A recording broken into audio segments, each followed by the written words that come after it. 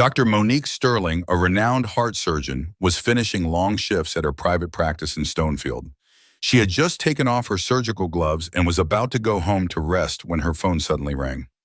Monique picked up the phone and a man's urgent voice rang out on the other end of the line. "Dr. Sterling, I'm Sheriff Preston Garrison of Mapleton. My daughter Nova, who is only 14 years old, just suffered a serious heart attack. The doctors here say her condition is very critical. They can't operate. I beg you, only you can save her." Preston's trembling voice made Monique pause. The desperation in the words of a father, especially a powerful sheriff, made her understand the situation was serious. But she stayed calm and focused to get more information. "Mr. Garrison, I need to know more about Nova's current condition. What has the hospital done so far?" Preston's voice choked up. "She has severe arrhythmias due to birth defects. The doctors here are not professional enough to operate. If you don't come in time, she won't survive." Hearing those words, Monique clearly felt the pressure weighing on her. In a short moment, thoughts about professional duty and the value of life rushed in. To her, medicine was never about fame or money. It was about protecting fragile lives. "Immediately send Nova's medical records to my email. I'll come right away," she said firmly, her voice calm but determined. As soon as the call ended, Monique sprang into action. She quickly arranged the necessary surgical equipment and left the clinic less than 25 minutes later. On the way, she opened Nova's medical records on her laptop. Each page of the document showed how complex this case was. Nova had a heart septal defect and a life-threatening condition if not operated on in time. Driving out of Stonefield in the dark, Monique didn't allow herself to be distracted. But in her heart, each worry crept in, will I make it in time? With every passing minute, Nova's chances decreased. A sense of duty and the desire to save a life pushed Monique into a race against time, one she couldn't afford to lose. Monique walked quickly through the lobby of Mapleton Hospital, her heels hitting the floor with a sharp sound. She had just escaped a stressful moment, being stopped on the street by town police. Her eyes were cold, but her face showed fatigue and anxiety. At the emergency room entrance, Sheriff Preston Garrison was waiting tall, but clearly uneasy. When he saw Monique approaching, he hurried over gently, placing a large hand on her shoulder in thanks. "Dr. Sterling, thank you for coming. Nova is very weak," he said, voice choked, eyes full of hope. Monique nodded, her voice low but firm. "I'll do everything I can. But before I begin, I need to speak to you." The assertiveness in her voice caught Garrison off guard. He nodded and led her to a small conference room nearby. When the door closed, the space fell quiet. Monique stood tall, her eyes full of determination. "Sheriff Garrison, I understand your daughter's emergency, but I need you to know I was just stopped on the street by your officers. They suspected me simply because I was a woman of color driving into town at night." Garrison's eyes showed surprise and embarrassment. He took a step back as if her words struck his pride. I'm sorry, doctor. That shouldn't have happened. I'll deal with it right away." Monique clenched her hands. Her voice stiffened. "I'm not here for an apology. I'm here to save your daughter.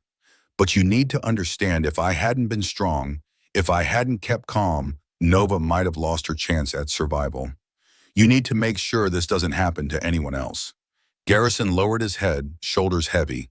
He took a deep breath and looked up, eyes full of resolve. "You're right, Dr. Sterling. I failed to control the bias in my team. I promise to fix this. But please, save Nova. She's everything to me." Monique looked him in the eye, saw the sincerity and desperation there. She nodded and let go of the table. "I need to prepare. Send me all of Nova's records, and keep your promise." Garrison nodded quickly, eyes following Monique as she left, her steps unwavering. In his heart, shame and gratitude mixed. He knew he wasn't just trusting a great doctor, he had to face his own failures. Monique rushed toward the operating room, her mind focused on the task. But deep down, the contemptuous looks, the sarcasm from those officers still lingered. She knew that changing such prejudice wouldn't happen overnight, but she wouldn't back down. Her duty wasn't just to save lives, but to prove that talent and dedication had nothing to do with skin color. Mapleton Hospital fell silent as Monique walked out of the emergency room. The corridor's white light made everything feel cold, but it couldn't compare to the emptiness that was invading her heart. Her hands were still trembling slightly after the last attempts in the emergency room, but all was in vain. She saw Sheriff Garrison sitting on a bench in the hallway, his broad shoulders shaking from time to time. He was no longer a powerful man, but simply a father who had just lost his only daughter.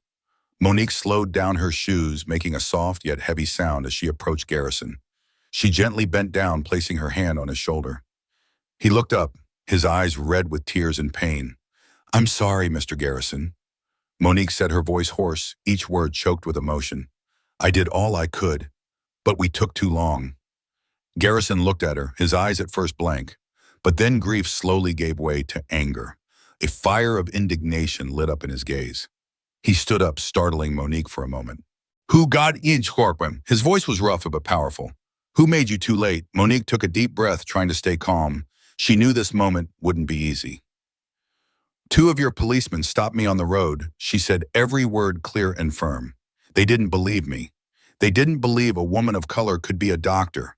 They laughed when I said I was called to save your daughter."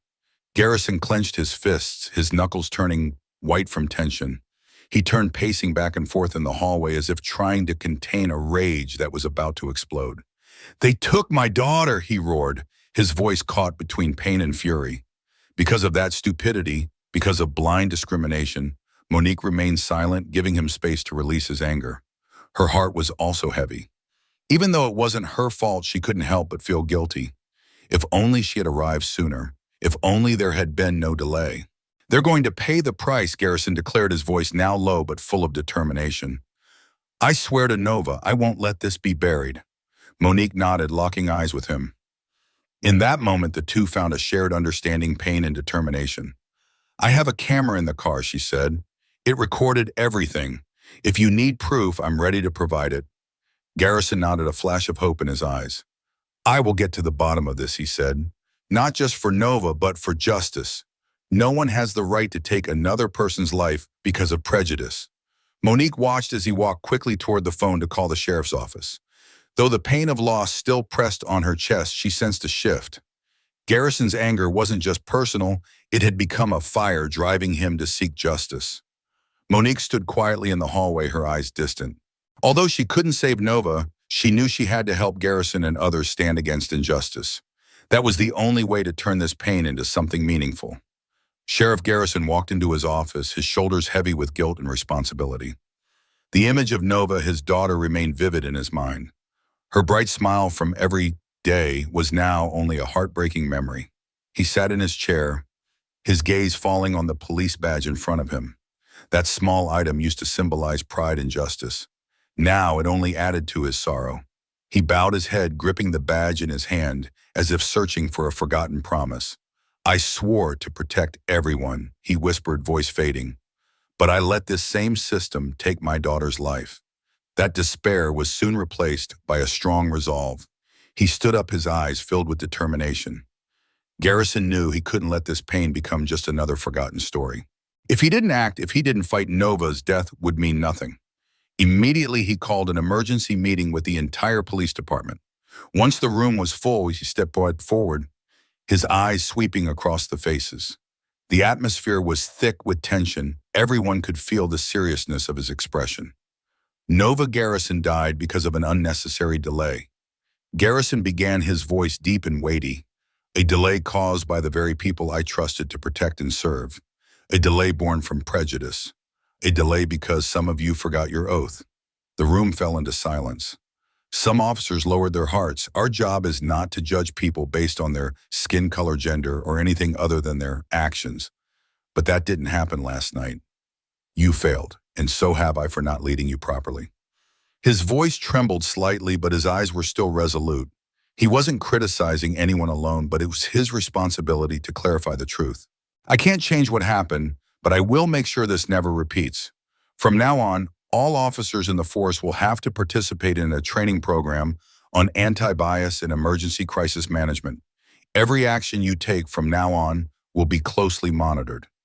I will not let any mistake take another life." He paused, letting his words sink into their minds. Some people began to shake their heads. Their opposition was obvious, but Garrison raised his hand, his eyes sharp as a knife. "If any of you feel unable to comply or disagree, submit your badge now. We have no room for weakness or prejudice in this work." No one stood up or walked out. The atmosphere in the room was heavy, but Garrison recognized it as a sign of self-questioning. After the meeting, Garrison walked into his office, looking at the stack of documents on the table. He knew his responsibility didn't stop at words. Immediately, he contacted city management to push for reform in the police department. He signed each document to begin the internal investigation process, not hesitating to confront anyone involved in the mistake that caused Nova's death. During that time, Monique also went to see Garrison with a tape recording of the entire incident. She put the USB on the table, her eyes steadfast. "I believe you are going to do the right thing," she said, her voice calm but meaningful. Garrison nodded, holding the USB in his hand. "I promise," he replied, "not just for Nova, but for all the people that this system has ever hurt." That night, as he sat alone in his office, Garrison looked back at Nova's picture on the table. He touched her face in the photo, and the pain surged like a big wave, but he knew he couldn't stop. His pain had become a source of motivation to change, to correct mistakes, and he would do everything in his power to turn this loss into a wake-up call, a commitment to true justice. The day the news of Nova Garrison's death spread, the whole town was engulfed in a gloomy atmosphere. Initially, whispers crept through cafes, schools, and markets. Some people couldn't believe that this tragedy had happened in a place as peaceful as this town. But when the details of the cause of death were announced, silence gave way to outrage. On the streets, people began to gather at first in small groups, but the numbers increased rapidly. Monique stood in the middle of the crowd, the sign "Justice for Nova" firmly held in her hand. Her eyes burned with determination. This was not only the pain of Nova's family, but had become a symbol of the long-standing injustice in the legal system. At the first gathering in the central square, Monique stepped onto the podium, her voice sounding strong and full of emotion. "Nova Garrison is more than just a victim. She is a girl, a friend, a part of this community. And today we stand here not only to mourn her, but to demand justice. This system has failed not only for Nova, but also for all those who are oppressed by prejudice and apathy." The loud applause was like a wave rising from the crowd. Monique felt the unity, but she also recognized the pain in their eyes. Many of them were people who used to be silent about the same injustices, but now they could no longer turn a blind eye. In another corner of the square, an elderly man quietly wiped away tears. He was a longtime friend of the Garrison family, and this loss was unbearable. He saw young faces in the crowd standing up for the first time to fight. The whole town seemed to be boiling. On social networks, the hashtag Justice for Nova quickly spread, attracting attention not only from the town, but also from the surrounding areas. Many shared Nova's story, condemning police delays and calling for system reform. However, not everyone agreed. Some residents were indifferent, even annoyed by the wave of protests. "It's annoying," one woman muttered as she walked past the crowd. The death of one person is not worth such a disturbance. But their silence could not stop the power of the collective voice. Every day, the number of people participating in the protests increased, not only people of color, but also people of all walks of life and ethnicities. Sheriff Garrison watched everything from his office. Through the window, he saw the crowd below. They were constantly calling for justice, constantly demanding change. In his heart was a mixture of pain, guilt, and hope. On the stage, an elderly woman grabbed the microphone, her voice trembling but full of emotion. "I've lived my whole life in this town, and I think I know it well. But Nova's death has shown me that even the most peaceful places have dark corners that we need to face." Her words touched everyone. A loud applause rang out, mixed with the shouts, "Justice for Nova, justice for all of us." The protests are not only a call for Nova, but also an opportunity for the community to heal and change. People who have never participated in a movement before now take to the streets, donating their strength, even if it is just a small thing, such as providing drinking water or helping to prepare banners. As night falls, the light from the candles lights up the square. People came together to say prayers, not only for Nova, but for the future of the town. A sense of hope creeps into the air, hope that from grief they will find the strength to build a better community. Monique stood in the empty living room of Nova's house, her eyes fixed on the family photo on the table. In the photo, Nova is smiling brightly, her eyes sparkling with joy. The image was like a knife slashing deep into Monique's heart, reminding her that Nova was no more. Monique closed her eyes and took a deep breath. In that moment, all the memories of Nova rushed back the times the two organized charity activities together. All night talks about the future and dreams. Nova had been a beacon to those around her, and now Monique knew that she had to become one. In the midst of pain and loss, Monique felt a deep sense of gratitude. Without Nova, she thought, I wouldn't have had the courage to stand up to injustice. It was Nova who instilled in her the spirit of struggle, courage, and the will not to give in. Monique didn't let herself drown in suffering for too long. She quickly got into action. She began reaching out to journalists, social organizations, and activists in the area. Her voice through each phone call was strong and steadfast, as if no one could refuse to listen. Nova's death can't be a statistic, Monique told a reporter. She was a human being, part of this community. And we will not stop fighting for justice, not just for her, but for all those who are not being heard. Every morning, Monique sits at her desk planning her next activities. The planning board hung on the wall is densely packed with notes and schedules, from organizing protests to meetings with government representatives. Whenever she feels exhausted, Monique looks at Nova's photo on her desk. I'm doing this for you, she whispered. Many times Monique faced opposition and skepticism. Some called her a troublemaker. Others said that all her efforts were in vain. But instead of being discouraged, she used those criticisms as motivation. Nova wouldn't give up, Monique told herself. And I can't either. At a community meeting, Monique walked onto the stage, her eyes fixed on the people sitting in front of her. Her voice rang out, trembling in the first sentences, but then gradually becoming stronger. We can't change the past, but we can change the future. I know Nova would want us to do it, not just for her, but for all those who are being forgotten and oppressed. After the speech, an elderly woman came to Monique, her eyes filled with tears. Thank you, she said, her voice trembling. Thank you for speaking for our hearts. That thank you was like a ray of light. In Monique's heart, she realized that she wasn't just fighting alone.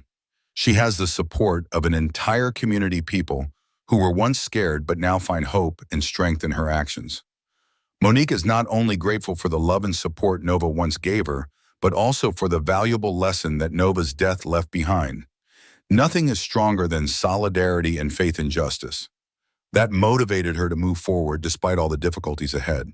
After ordering an investigation and firing 2 police officers for racist behavior, Sheriff Garrison felt a transformation within himself.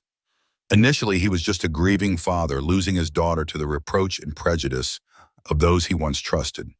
But now he became a different man, one who not only faced personal loss, but also stood firm for the values he had fought for all his life to protect. When Sheriff Garrison stood in front of the camera, his face was no longer vague with pain, but instead filled with determination and strength. The light illuminated the wrinkles on his face, but it couldn't obscure the light of determination in his eyes. He knew that what he was doing today was not just to avenge his daughter, but to change a system that had long been unfair. He gripped the microphone tightly, and a deep and powerful voice rang out. The actions of these 2 officers are not only a violation of professional ethics, but also an affront to the principles of justice and fairness that we have always proudly defended. Racism cannot and never will have a place in our police force. Every word he spoke was like an unshakable commitment.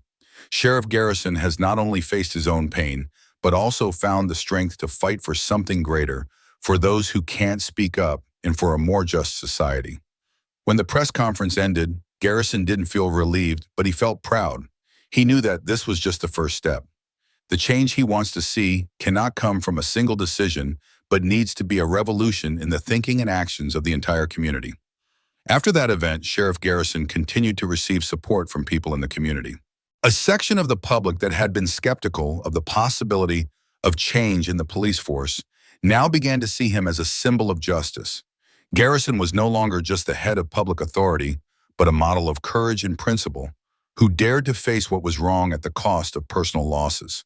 He also faced opposition from some sections of the police force who were unhappy with his criticism of his colleagues. But Garrison doesn't care about those criticisms. He knew that change was never easy, and he was willing to face any challenge.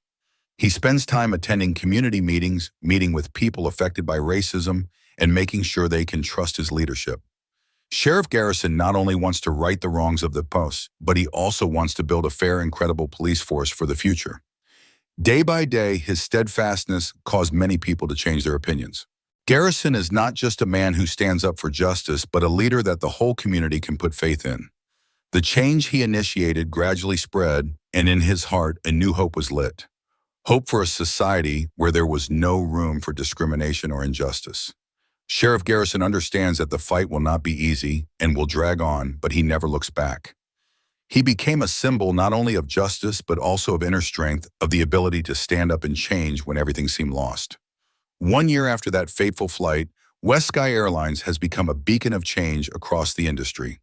The Respect in the Air certification program, now mandatory for every crew member, has expanded into a full-fledged equity in service curriculum taught at the company's training academy, and other airlines have sent representatives to learn its methods. Passenger feedback surveys show profiling complaints down by 60%, and customer experience scores have hit record highs. Sky Allies has matured from an informal group into a registered nonprofit with chapters at 6 major airports. Their annual Voices Above the Clouds Summit drew over 2,000 participants this year. Passengers, flight attendants, and even lawmakers sharing strategies to combat bias in travel and beyond. West Sky's scholarship fund, seeded by first-class ticket surcharges, has awarded 10 scholarships to students pursuing conflict resolution, criminal justice reform, and aviation law. 2 of those scholars interned last summer under the mentorship of the airline's diversity and inclusion team. On board, every safety video now includes Edith Harper's message, "Speak up if you see wrong. Kindness is never off duty." Grant Jackson, once a frantic businessman, serves on West Sky's Equity Advisory Council and co-leads forgiveness workshops for frontline staff, candidly recounting how prejudice nearly cost him his integrity. Captain Pierce, reassigned to the training academy, has authored a widely shared handbook on de-escalation and humility, inviting Althea to co-teach sessions on the power of quiet leadership. The 2 officers who first reached for their badges now head community outreach teams in their hometown, partnering with local schools to build trust and empathy. Althea herself was promoted to Vice President of Passenger Experience, overseeing international rollout of anti-bias training and advising regulators on new industry standards. Her office holds a growing wall of letters from cabin crews and travelers whose lives were changed by that one flight. Every time she steps aboard a plane, she carries in her heart the knowledge that a single dignified stand can transform an entire culture, proving that 1 year later, the sky doesn't feel quite as heavy, and injustice has a harder time taking flight. Note, this story is entirely fictional and created for the purpose of raising awareness. It highlights issues of responsibility, justice, and the importance of treating everyone with respect and dignity. We firmly oppose violence, prejudice, and injustice in all forms. Viewer discretion is advised.